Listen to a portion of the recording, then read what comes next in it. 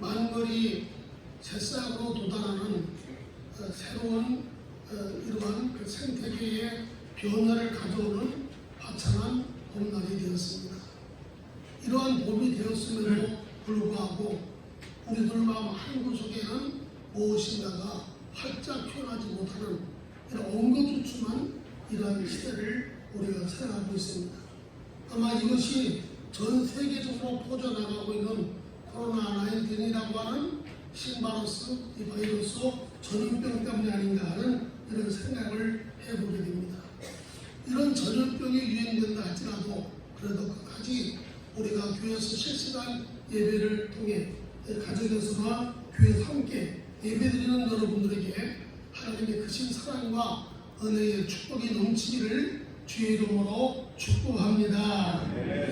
최근 코리아 갤럽을 통해서 조사한 한국인의 신앙의식 조사 보고서라고 하는 이런 조사 보고서가 있어요. 한국인들의 신앙의식이 어떠한가 여기에 대한 조사 보고서입니다. 우리나라 국민 중에 종교를 가지고 있다라고 대답한 사람이 52.8%라고 응답을 했는데 그 중에서 개신교가 20.7%를 차지하고 있습니다. 그렇다면 국민들 중 약 30%가 하나님의 말씀 안에서 살아가는 믿음의 사람인 것임을 우리가 발견해 볼 수 있다고 하는 것입니다. 이 조사에서 다음과 같은 질문을 해봤습니다. 첫째는 자신들이 신앙생활과 또 일상적인 생활이 어느 정도 일치가 되고 있는가 이런 질문을 해봤어요. 이 질문은 무엇인가 하면 과연 교회에서의 예수 믿는 신앙의 이 모습이 가정과 직장과 사회에서 그대로 이루어지고 있는가 하는 이런 질문입니다. 이 질문에 67%가 일치한다 이러한 객관적인 이런 대답들을 했고 30%에서 40%는 일치하지 않는다라고 얘기했어요. 이 말은 무엇인가 하면 교회에서는 하나님을 불러도 가정에서나 사회에서나 직장에서는 그리스도인이 아닌 척 하고 살아나가는 형식적인 종교인이 많이 있다고 하는 사실입니다. 예수 믿는 종교인 가운데 약 40%가 가정에서나 직장에서나 학교에서나 이런 사회생활 속에서 종교인이 아닌 것처럼 속이고서 일상적인 사람과 똑같이 살아가고 있다고 하는 이런 여론조사 발표가 나왔다고 하는 것입니다. 두 번째 질문은 가정생활의 만족도는 어떠한가 라고 하는 이러한 질문입니다. 이럴 때 기독교인들 67%가 거진 가정생활에 만족하고 있다. 아마 우리가 예수 믿지 않았으면 벌써 이혼했을 것이고 여러 가지 어려움이 많이 있었을 것인데 예수를 믿음으로 지금까지 내가 가정을 유지해 나갈 수 있었다고 하는 이런 대답이 긍정적인 대답이 76%가 되었다고 하는 사실입니다. 그 다음에 세 번째 대답은 직장생활에서의 만족도는 어떠하냐 이렇게 물어봤더니 54.9%가 어느 정도 만족하다.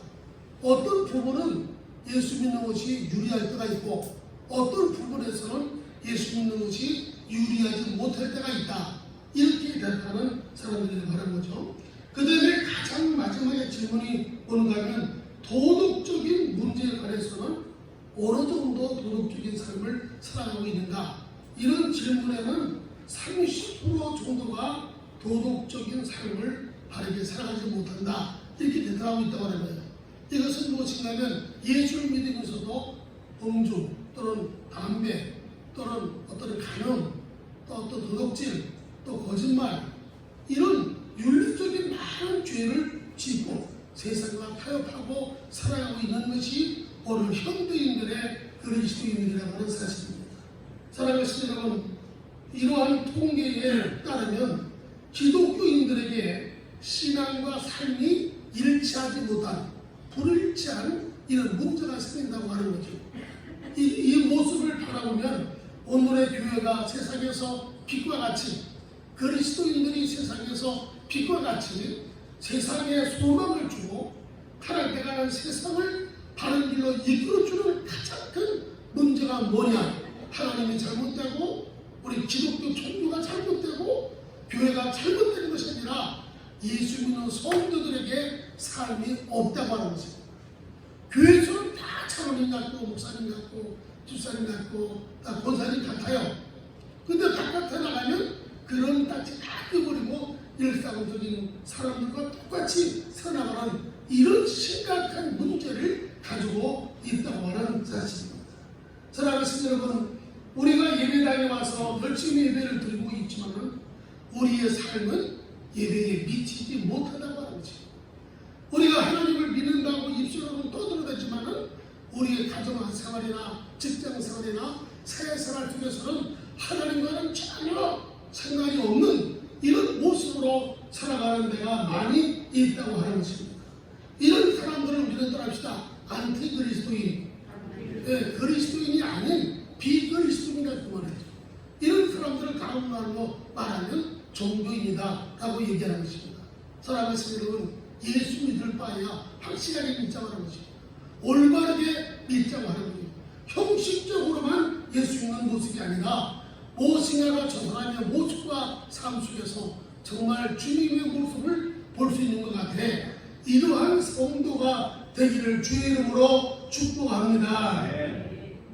우리는 그리스도 교회 안에서만 갇혀서 교회의 목사요, 장로요, 집사요, 권사라고 하는 이런 이미지만 풍기지 말고 교회를 떠나서도 때로는 목사, 장로, 권사로서 많은 자들에게 좋은 관계를 나타낼 수 있는 이런 모습이 되어야 될 줄로 믿습니다. 여러분, 조그만 빛이 있어도 아주 어두움은 물러갑니다. 오늘 여러분들이 세상의 빛이요 소금이라고 한다면 세상이 변화가 되어야 돼요. 부패되고 파란되가는 세상이 정의롭고 윤리가 세워져 나가는 세상으로 변화가 되어야 됩니다. 그런데 왜 점점 세상은 많은 교회들이 생겨나고 교회들이 많아지는데 세상은 악해져가고 부패져갈까요? 이것은 오늘의 교회와 성도들이 빛과 소금의 사명을 바르게 감당하지 못하기 때문이라고 하는 사실입니다. 우리는 이 말씀을 이 갤럽의 이 조사를 보면서 나의 신앙의 모습은 어떠한지, 정말 교회와 가정과 직장에서 일치하는 신앙의 삶을 살아가고 있는지, 아니면 교회에서는 하나님 아버지께 올바로 믿는다고 떠도 되지만 가정이나 사회생활 속에서 예수 믿는 것을 감추고 세상 사람들과 함께 어울려서 죄악의 무리 가운데 살아가는 인생의 모습은 아닌지, 나에게 과연 변화된 삶이 가정과 사회와 직장에서 나타나고 있는지 여러분들의 모습을 볼 수 있는 자들 되기를 주의 이름으로 간절히 축복합니다. 여러분, 지금까지 하나님께서 스가랴에게 보여준 8번의 환상은 예루살렘의 성전이 회복되어 재건될 것이고, 예루살렘 도성이 무너졌던 도성이 새롭게 회복되어서 이스라엘 민족이 예루살렘을 보여 하나님께 영광을 돌리고 하나님의 은혜 가운데 거할 것이라고 하는 이런 비전과 회복에 초점을 맞춰준 것이 스가랴에 보여준 8가지의 환상이었다고 하는 것입니다. 여러분, 그런데 중요한 것은 이렇게 예루살렘 성전이 회복되고 예루살렘 도성이 회복되어지는 데 있어서 먼저 해야 될 가장 중요한 것은 이스라엘 백성들의 내면적 변화, 백성 한 사람 한 사람이 심적으로 영적으로 변화되어야 된다고 하는 것입니다. 그들의 변화된 모습 속에서 성전이 회복되기도 하고 그들의 변화된 모습 속에서 예루살렘 도성이 회복된다고 하는 것을 우리에게 가르쳐주고 있는 것입니다. 그래서 여러분, 우리가 이 본문의 스가랴에서 우리에게 주고 있는 중요한 내용은 어떤 예루살렘 도성의 외적인 변화가 이루어지기 전에 백성들의 내적인 내면적 변화가 있어져야 된다. 이것은 여러분 굉장히 우리 신앙생활에 중요한 것입니다. 여러분의 삶이 변화가 되고 인생이 변화되는 것은 여러분 자신의 내면적 변화가 있어져야 돼요. 영적으로 내면적인 변화가 없이는 육체의 변화, 생활의 변화, 환경의 변화를 가져올 수 없다고 하는 것이죠. 이것이 오늘부터 우리에게 주고 있는 굉장히 중요한 말씀입니다. 스가랴 1장부터 6장 말씀까지는 8번의 환상을 보여주면서 예루살렘 성전이 회복될 것이다. 예루살렘 도성이 회복될 것이다. 그래서 예루살렘과 예루살렘 성전을 통하여 하나님께 큰 영광을 받게 될 것이다. 그러나 이런 비전이 여러분들에게 나타나기 전에 먼저 해낼 것이 있는데 내면적 변화, 내적인 변화가 있어져야 된다고 하는 것입니다. 그래서 요한 3서 1절 말씀에도 보면 사랑하는 자여 내 영혼이 잘된 것 같이 네가 범사에 잘되고 육체가 강건하고 모든 것이 잘 되기를 바란다. 하나님은 여러분들의 삶이 변화되기를 원하고 계십니다. 여러분들의 활동이 잘 되기를 변화하고 계십니다. 육체의 건강이 변화되기를 바라고 계십니다. 근데 먼저 손결이 될 것은 내적인 변화라고 합니다. 내적인 변화. 내적인 변화가 이루어지지 않는 한 아무리 입술로 떠들어대고 부르짖고 기도해도 환경적인 변화와 어떤 생활의 변화는 나타날 수 없다고 하는 사실입니다. 여러분 오늘 본문 말씀은 이런 말씀입니다. 이 성경의 내용이 어떤 말씀인가 하면 다리오라고 하는 사람이 왕이 됐어요. 이 다리오가 왕이 되어서 4년 9개월을 이제 이 나라를 다스리고 있을 때에 이제 베델에서 온 사례 세겔과 레겜 멜렉이라고 하는 사람이 제사장들과 선지자들을 찾아와서 질문했습니다. 우리가 70년 동안 5월에 금식하고 7월에 금식했던 것을 계속해서 금식을 해야 할까요? 이런 얘기를 했습니다. 그런데 여러분 이것을 오늘 우리가 깨달으려면 유대인들의 어떤 관습적으로 내려왔던 금식에 대해서 우리가 알아야 됩니다. 여러분 이 유대인들은 1년에 4차례씩 하나님께 금식을 했습니다. 그 금식을 한 이유가 뭐냐? 첫 번째는 4월에 금식했어요. 4월달에 금식한 이유가 뭔가 하면 바로 이 바벨론이 예루살렘을 포위했습니다. 그리고 예루살렘 성 안에서 이렇게 나오는 사람을 몰래 한 사람 한씩 붙들어다가 포로로 끌고 갔어요. 그리고 5월달에는 예루살렘 성이 무너지기 시작했습니다. 그리고 7월달에 가서야 대대적으로 예루살렘 성 안에까지 바벨론 사람이 들어가서 이 유다인들을 죽이는 살육작전이 이루어지게 됐습니다. 그리고 10월달에 가서 예루살렘이 완전히 함락되고 이스라엘 백성들이 바벨론으로 온전히 포로로 다 끌려갔어요. 그래서 이 네 가지 4월달에 그리고 5월달, 7월달, 10월달은 이스라엘 백성들의 마음속에 바벨론 백성들로 하여금 군대들로 하여금 많은 아픔과 고통을 겪었던 이러한 아픔이 있었던 상처가 있었던 이런 달이라고 하는 거죠. 그래서 그들은 4월달에 하나님께 이런 아픔을 기억하면서 금식을 하나님께 기도했고 5월달에도 했고 7월달에도 했고 10월달에도 했다고 하는 사실입니다. 근데 다리오 왕이 이제 이스라엘 백성을 예루살렘으로 보내놔서 4년 9개월이 됐을 때 그들은 하나님 아버지 앞에 돌아오면서 위대한 꿈을 가지고 있었어요. 그 꿈이 무엇인가 하면 우리가 예루살렘에 돌아오면 제일 먼저 다른 거 하지 말고 예루살렘 성전을 재건하자. 그 성전을 재건하다가 중간에 되는 것이죠. 이럴 때 다시 이제 바벨론에서 돌아왔던 1차 포로로 돌아왔던 이 사람들 가운데 네 사람이 금을 내놔서 이제 성전을 이제 다시 시작하게 됐잖아요. 그래서 성전이 중간쯤 완공이 됐을 때, 그러니까 성전이 뼈대랑 다 세워졌겠죠. 내부 시설은 제대로 안 갖춰졌었고, 이렇게 됐을 때 이 사람이 물어본 겁니다. 사레엘겔이라고 하는 사람과 레겜 멜렉이라고 하는 사람이 제사장들한테 물어보는 거예요. 이제 우리가 바벨론에 들어와서 이렇게 힘들고 어려운 가운데서도 성전의 중반을 우리가 건축했는데 그래도 우리가 금식해야 되느냐? 이런 질문을 한 것이 오늘 본문 말씀 중에 기록되어 있는 내용들인 것입니다. 우리가 한번 스가랴 7장 1절 2절 3절 한번 읽어보겠습니다. 시작. 여호와 그제를 사는 아홉째 달 곧 이스라엘 사이에 여호와의 말씀이 이스라엘에게 임하니라. 그때에 벨의 사람이 이스라엘과 그에게 이르렀다. 그의 부하들을 보내어 여호와 그의 은혜를 구하고 만국의 여호와의 이름을 직선하고 선지자들에게 물어보기에 내가 여호와의 뜻을 한 번도 5월 9일에 올리며 상신하오리라.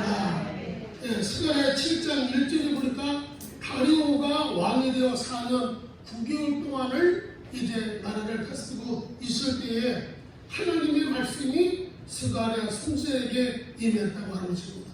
그때에 베델에서 온 사람 세네겔과 멜렉이라고 하는 사람들이 이제 제사장한테 와서 물어봅니다.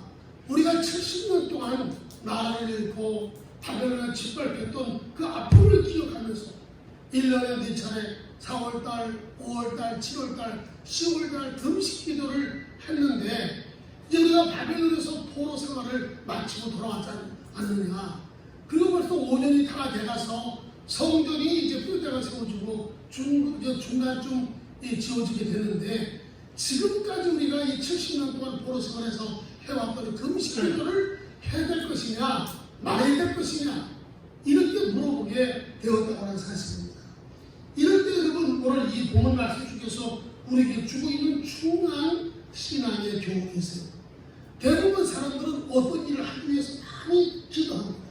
그리고 그 일이 어느 정도 중요한 일이 되면은 이 정도면 뭐 되겠지. 이제 기도도 조금 줄이지. 기도도 줄이고 신앙생활도 느긋해지고 이러면서 안 하려고 합니다.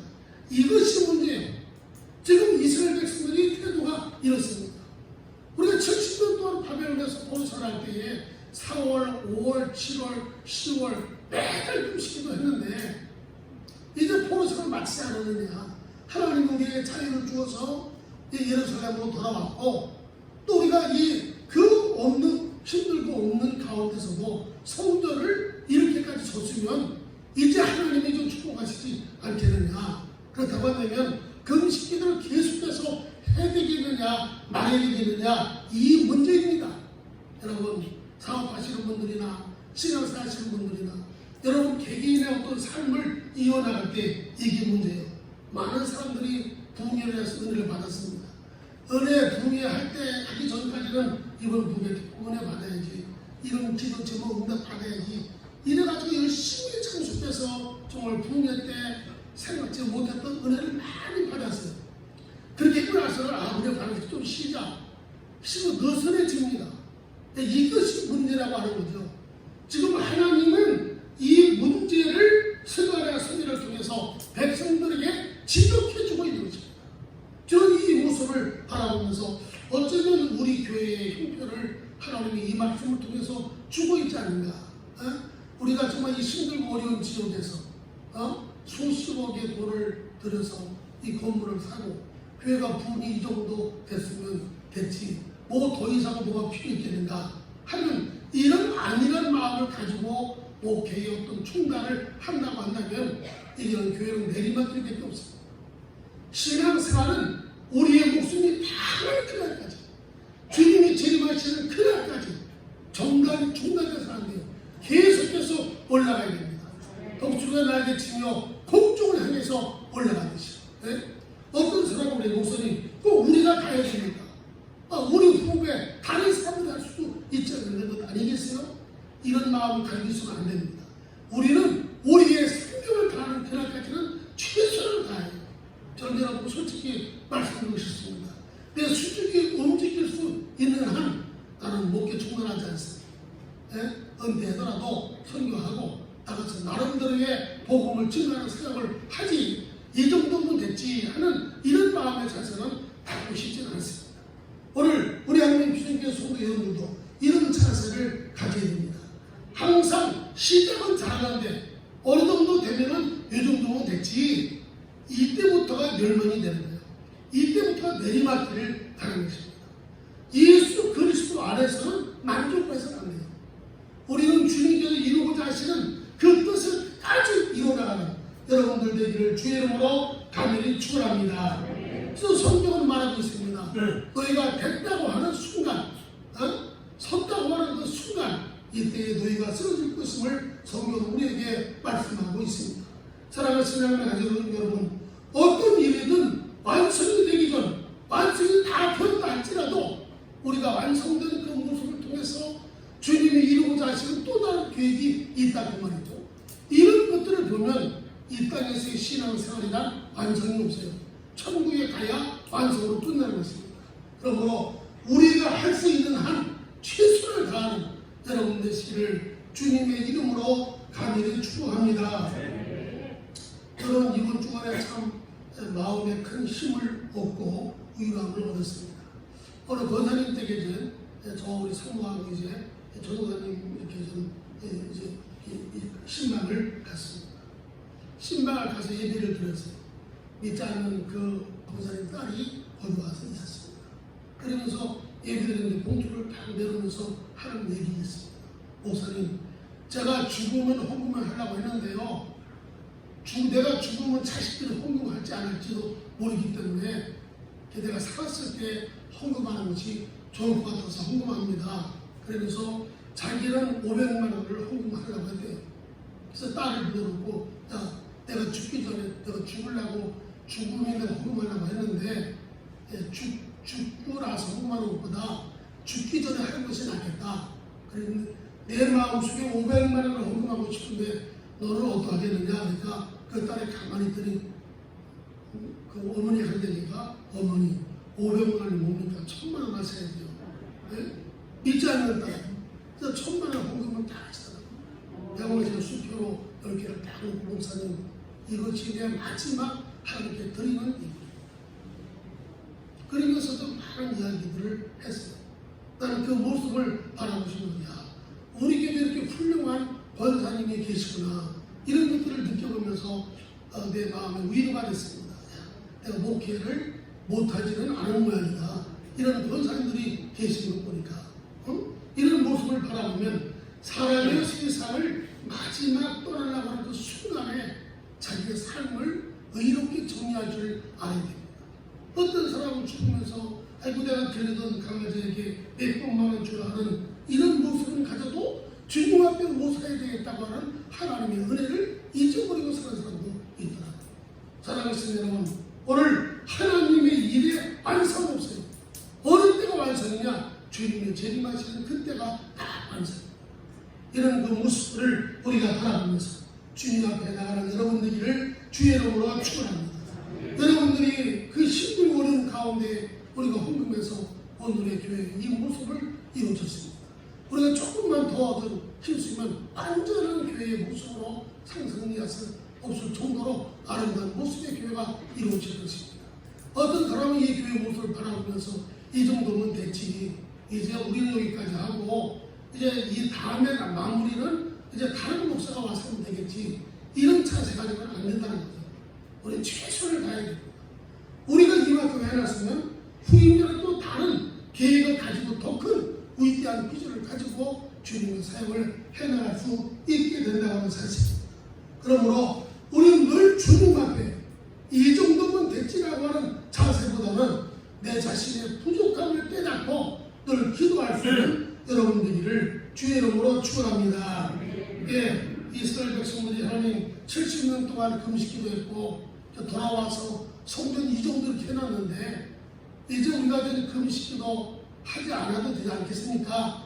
이런 질문에 하나님이 뭐라고 말씀하시느냐? 우리 한번 보겠어요.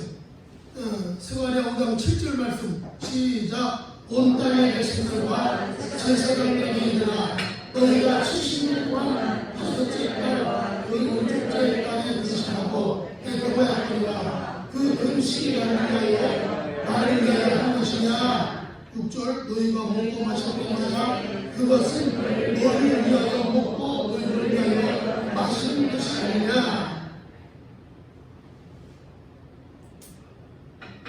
여러분 이 말씀은 대단히 중요한 것입니다. 하나님의 스가랴 선지자를 통해서 그들에게 하나님이 대답합니다. 이스라엘 백성들아 들으라.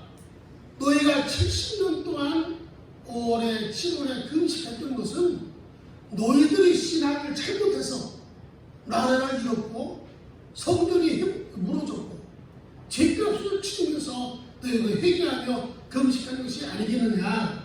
이런 금식이 과연 나를 위해 산 것이냐 물어봤어요. 나를 위해 산 것이냐 너희를 위해 산 것이냐. 여러분 오늘 이런 금식기도 많이들 하지. 어떤 사람은 어떤 목사는 금식도 7번 했다고 해요. 그 사람 만날 때마다 금식기도 7번 하는 목사야. 묘만이 그렇게 돼 있어.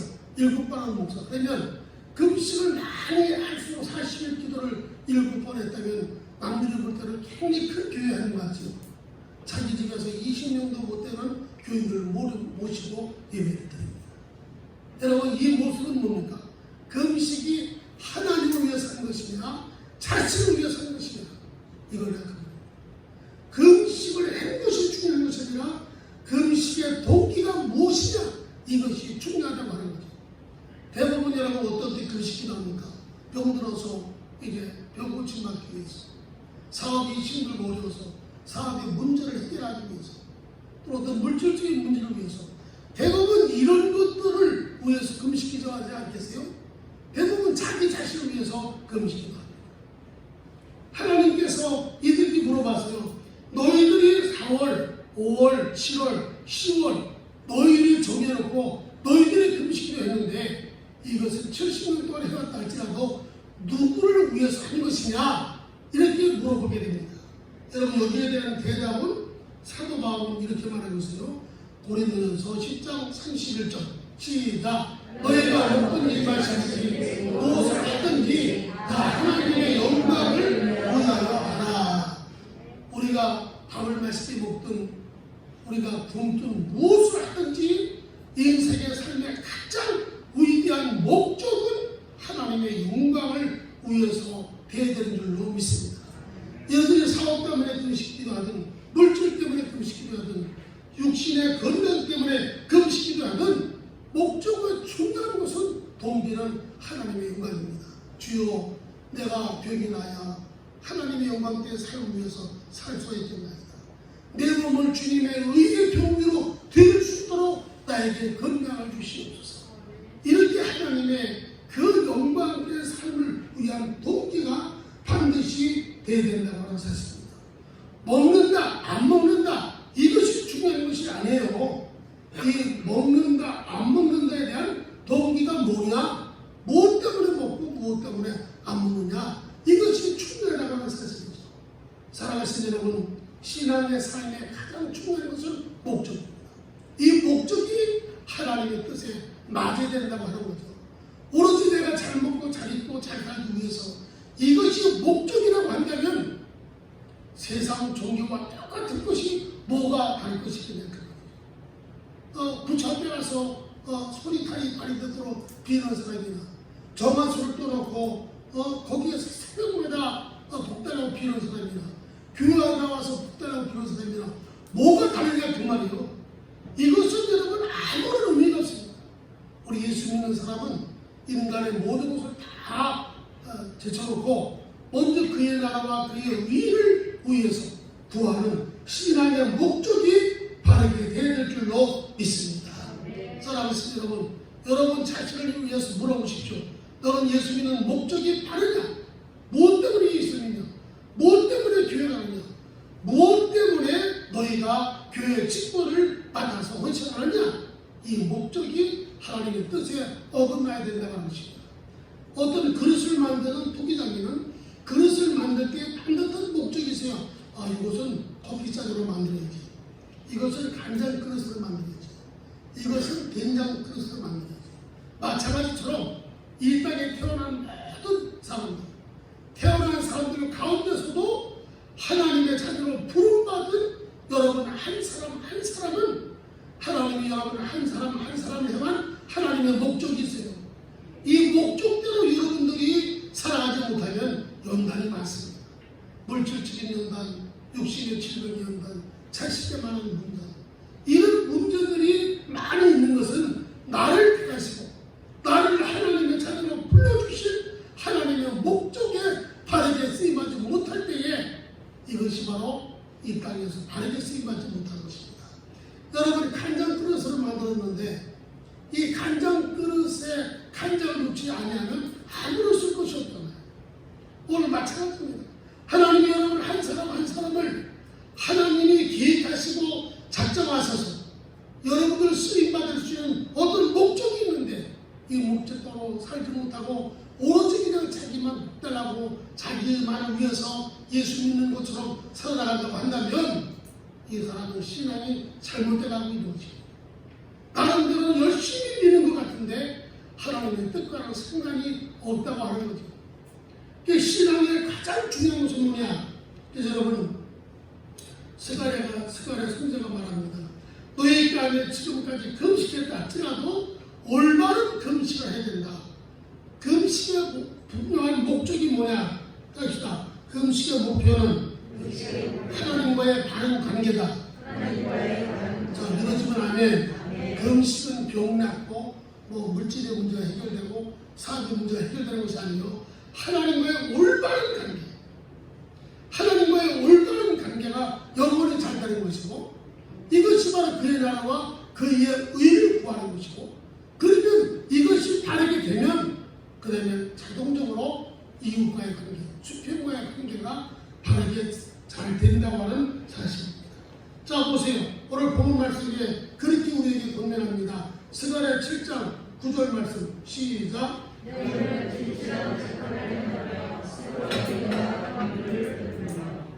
이 말씀은 무엇인가면 스가랴 선지자가 여러분 이 70년 동안 그들이 바벨론에서 포로시가 해나갈 때에 4월, 5월, 7월, 10월달 금식을 하면서 이제 그들이 하나님의 관계가 회복되니까 예루살렘으로 돌아온 데서 그리고 그 총독에 의해서 예루살렘으로 돌아온 사람들을 재판하게 하는 거예요. 재판하게 하는데 4월, 5월, 7월, 10월 금식하며 재판할 때에도 그 재판을 공정하게 재판하지 못하고 또 재판하면서도 사람들에게 분유를 베풀지 못하는 이런 일들이 있었다고 하는 사실이죠. 우리나라도 여러분 법이 있고 법을 집행하는 이 검사들이 있지만은 공정하게 하지 못하는 일들이 얼마나 많이 있습니까? 억울하게 죄없이 몇십 년 동안 감옥에 갇혔다가 하나도 보상받지 못하고 몇십 년이 지나고 나서야 무죄로 풀려나는 사람들 얼마나 많이 있는 거예요. 이 사람들이 하나님을 두려워하지 않고 재판을 했어요. 공의롭게 재판하지 않았습니다. 그리고 궁유를 베풀 자들에게 궁유를 베풀지 아니하고 아주 악으로 그들을 갚았어요. 그런데 또 보십시오. 10절 말씀 시작. 과부가 고아와 남자와 판자를 압제하지 말며 싸움을 해하고 나를 신중에 공하지 말라 했습니다. 여러분 금식할 때는 진정한 금식은 금식하는 그 끼니에 맞는 쌀을 이렇게 마서 고아나 과부나 이웃들에게 불쌍한 사람들에게 도와주는 게 이게 금식이에요. 그러니까 금식이란 영적으로는 하나님과의 관계가 회복되고 그것이 회복되는 그 결과로 나타나는 것이 삶으로 나타나는 거예요. 그래서 내가 10끼 동안 먹을 음식을 준비해서 이제 이런 물질이나 쌀을 준비해서 가난한 사람들에게 부자로 주는 것입니다. 이것이 하나님과의 회복이 되면 자동적으로 삶 속에서도 이웃과의 관계가 회복된다고 하는 이런 사실을 우리에게 말씀하고 있습니다. 사랑하는 시간을 여러분 진정한 금식은 삶의 변화에서 자기의 모습이 나타나야 된다고 하는 거죠. 그럼에도 불구하고 백성들은 굶긴 굶어요. 근데 손길이 싸움하고 악을 행하고 불의한 재판을 행하고 그리고 이웃 사람과 다투는 이런 그 모습을 바라보면서 하나님께서 스가랴 선지자에게 말씀하는 겁니다.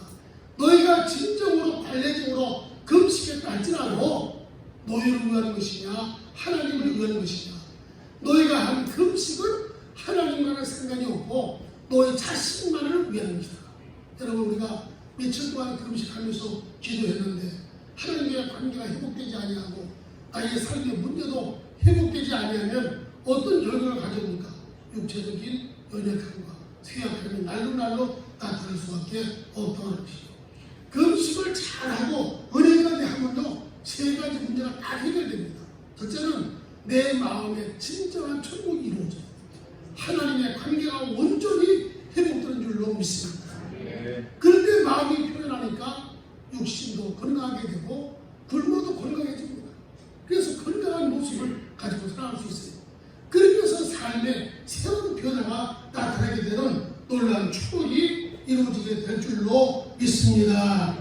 그래서 이사야 선지자를 통하여 하나님께서 말씀합니다.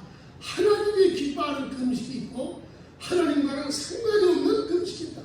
그러면 하나님이 기뻐하는 금식이 뭐냐?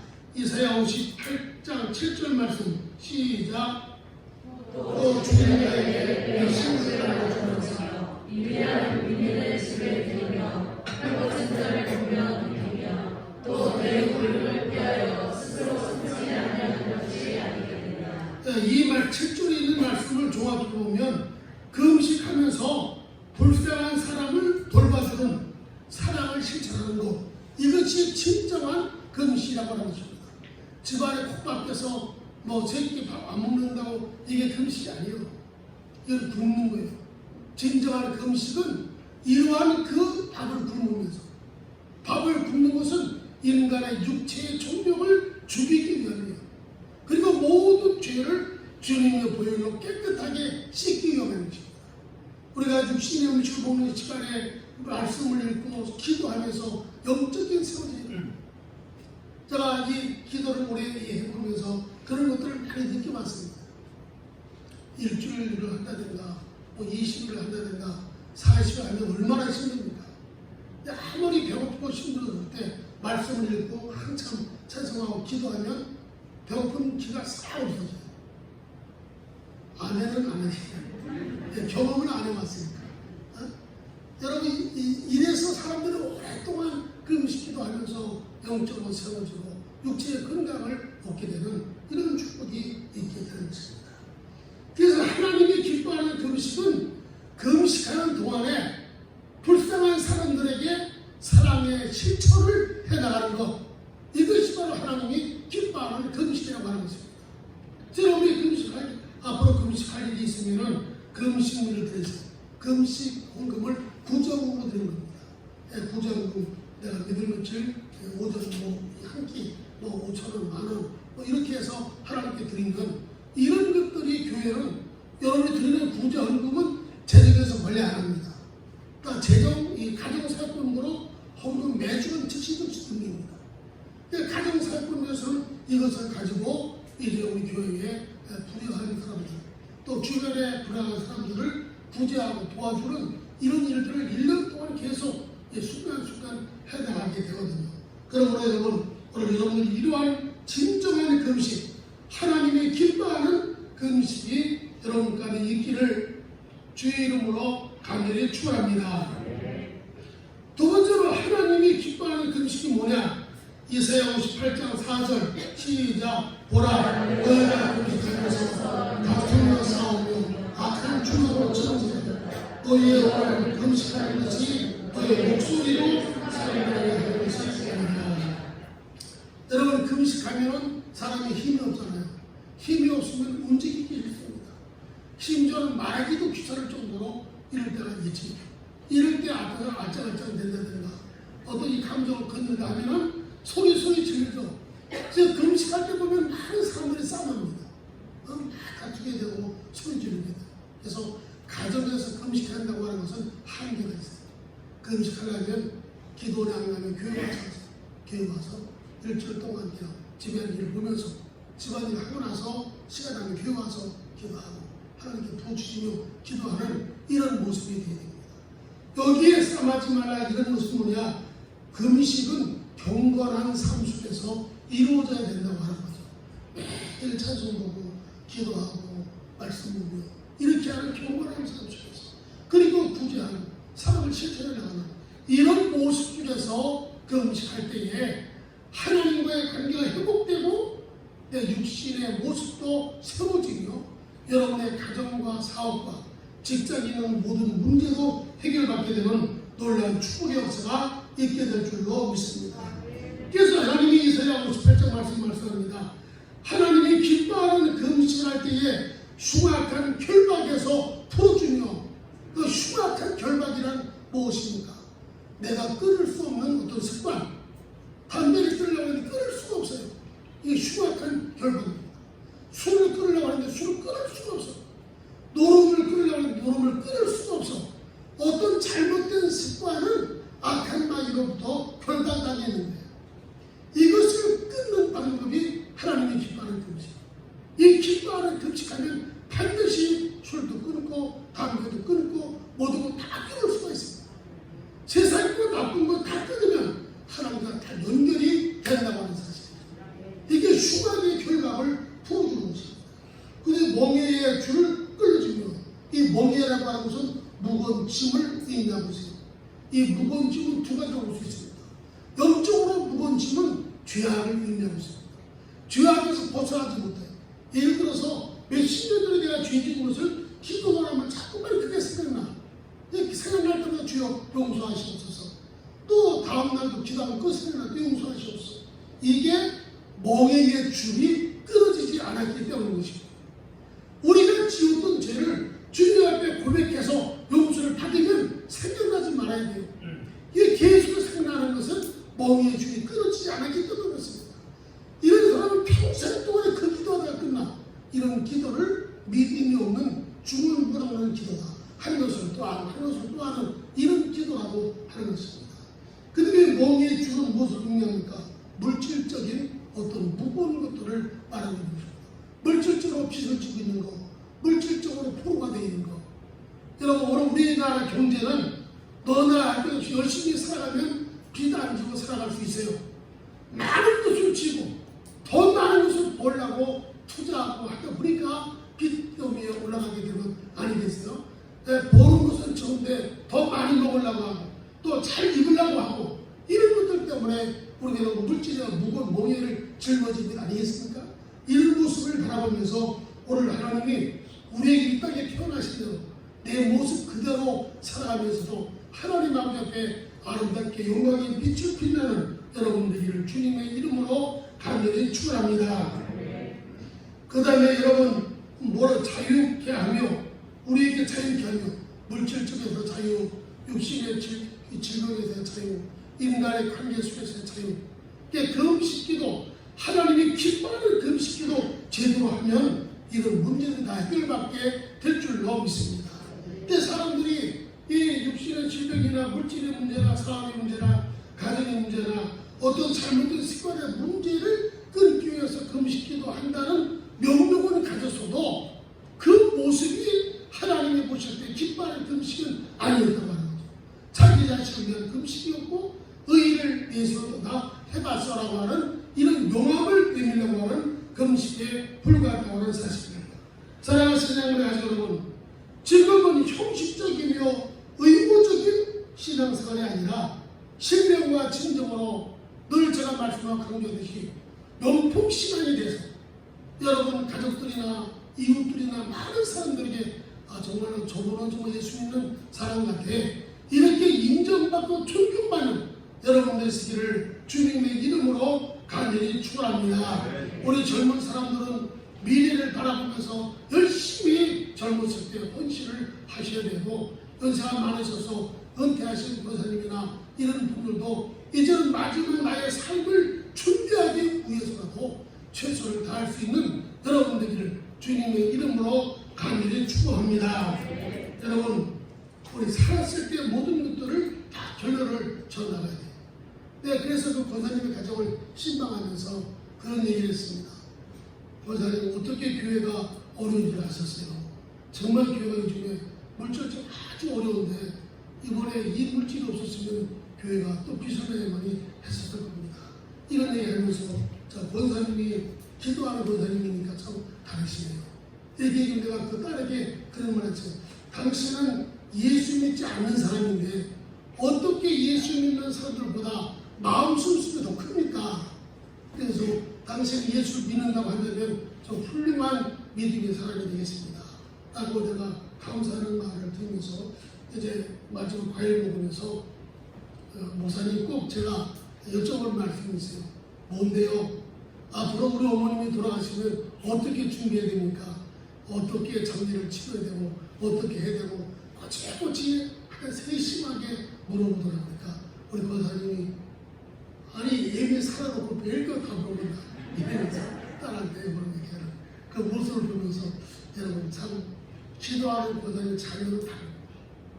그 자녀들이 그렇게 권사님에게 잘하시다 이 모습을 바라보면서 살아가시면 우리 교회 권사님들 다 이런 훌륭한 권사님들 되시기를 주님의 이름으로 축복합니다. 우리가 죽으면 내가 죽으면 이렇게 얘기하나 해도 자식들이 돈 문제로 나갑니다. 자기가 살았을 때 하는 것이 이것이 하나님께 정당한 것이고 기쁨이라고 하는 사실을 우리가 볼 수 있습니다. 살아갔을 때 여러분 진정한 금식이 무엇입니까? 진정한 금식은 경건한 삶입니다. 제가 진정한 금식이 무엇입니까? 물어보면 경건한 삶입니다. 이렇게 대답합시다. 진정한 금식이 무엇입니까? 경건한 삶입니다. 금식하면서 부재해야 돼요. 금식하면서 부재해야 됩니다. 내가 한 끼 먹고 5,000원, 그럼 내가 부자고 5,000원 한다. 아니면 부자한다. 이게 진정한 금식이나 금원입니다. 그 다투지 말아야 돼요. 다투고 신경질 내고 이렇게 하면 이 금식을 하나님이 기뻐하지 않는다고 하는 거죠.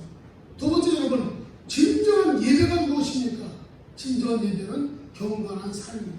경건하게 살아가야 돼요.